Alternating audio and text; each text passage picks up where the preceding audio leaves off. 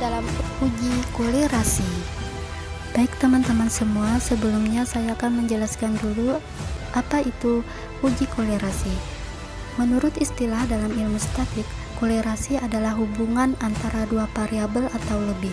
Hubungan antara dua variabel dikenal dengan istilah bipartit korelation, sedangkan hubungan antara lebih dari dua variabel disebut multipartit korelation.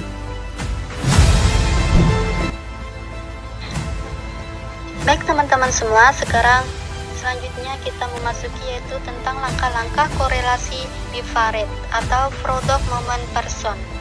Sebelumnya kita contohkan dulu yaitu tentang seorang peneliti melakukan penelitiannya tentang hubungan korelasi antara motivasi dengan prestasi belajar pada sekolah SMA sahabat.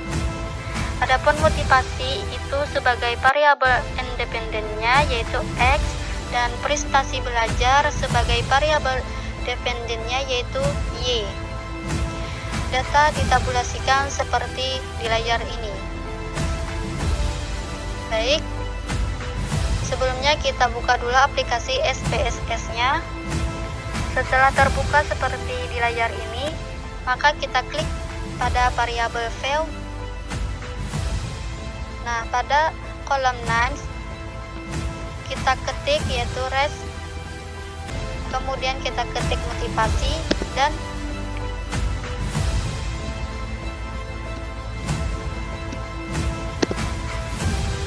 kemudian kita klik prestasi belajar.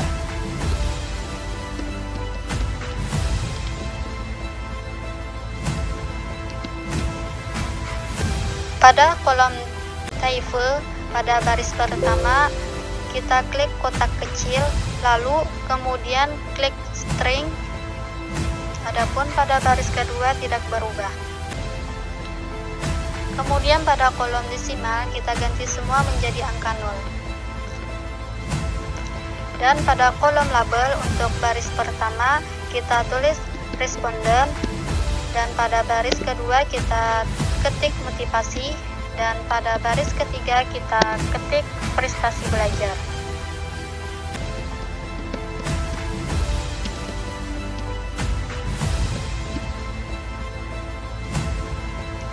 Adapun pada kolom mensor untuk baris pertama kita klik nominal, dan baris kedua dan ketiga kita klik ordinal. Adapun pengisian data kita klik ke data field pada SPSS, kemudian ada pada kolom responden kita masukkan nomor respondennya.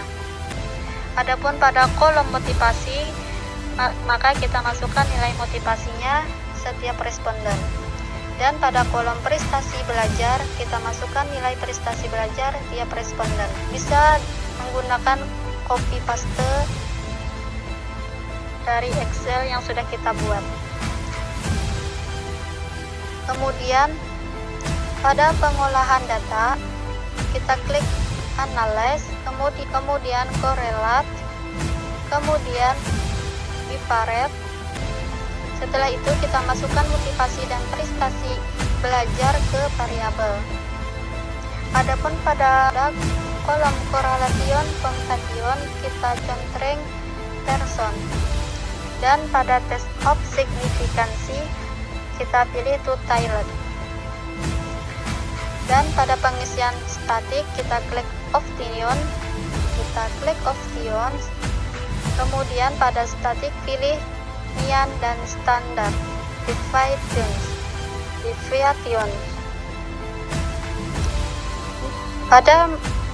Adapun pada kolom Masing Paulus pilih X kode cases Fireface.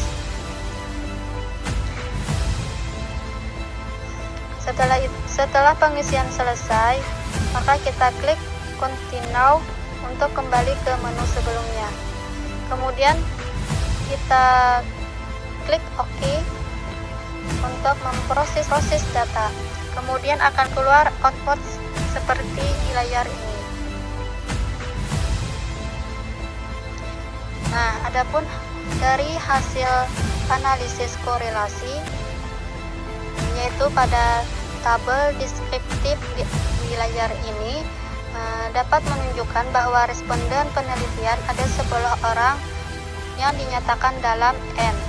Nilai rata-rata motivasi setiap responden adalah 30,00 dan rata-rata prestasi belajar setiap responden adalah 40,00.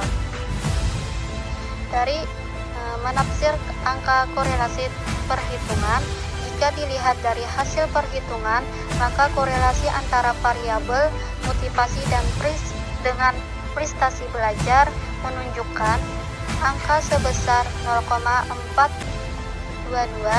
Angka ini menunjukkan adanya korelasi yang sedang atau cukup dan searah. Ini berarti jika variabel motivasi tinggi, maka variabel prestasi belajar akan semakin tinggi pula. Adapun dalam menentukan signifikansi hasil korelasi, yaitu untuk mengetahui apakah angka korelasi tersebut signifikan atau tidak, langkah-langkahnya yaitu tentukan hipotesis H adalah terdapat hubungan yang signifikan antara motivasi dengan prestasi belajar. Kalau H tidak terdapat hubungan yang signifikan antara motivasi dengan prestasi belajar. Adapun patokan pengambilan keputusannya, jika probabilitas atau signifikansi itu lebih dari 0,05, hubungan kedua variabel signifikan. Jika probabilitas atau signifikasi itu kurang dari 0,05, hubungan kedua variabel tidak signifikan. Jadi keputusan telah terlihat angka probabilitas hubungan antara variabel motivasi dengan prestasi belajar adalah sebesar 0,225. Angka probabilitas 0,225 itu kurang dari 0,05. Jadi angka probabilitas yaitu 0,225 kurang dari 0,05, maka hubungan kedua variabel tersebut tidak signifikan.